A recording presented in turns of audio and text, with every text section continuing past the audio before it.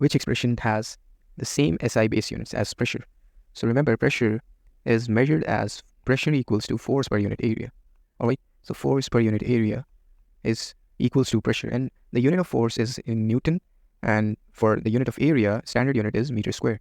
Alright, and if you further break it down into its base units, the Newton will become kg times meter per second squared over meter squared.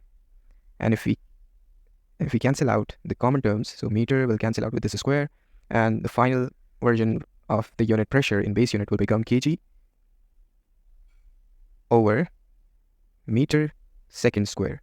Okay, kg over meter second square. So the standard unit for pressure is pressure equals to kg over meter second square. So let's see which option is giving us this unit. So first we have Newton over length is in meter into meter per second square. Meter per second, actually speed is per second.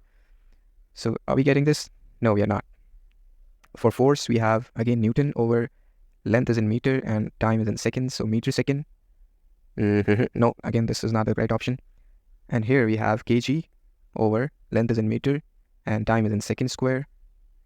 Yeah, this is the right option. So correct option for the unit of pressure is option C.